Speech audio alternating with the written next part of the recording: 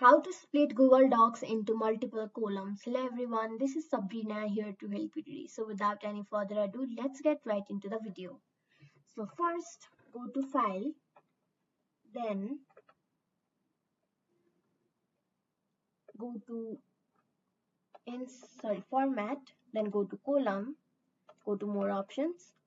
Then you will see here an option of number of columns. Here you can change or make the number of columns custom.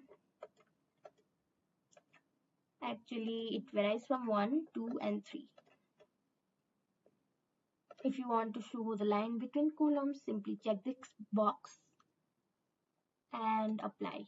Now it is divided into 3 columns like this. So that's how you do it. Thank you for watching this video. Make sure to like, share, and subscribe to our YouTube channel. If you got any question, comment them down and I'll catch you in the next one.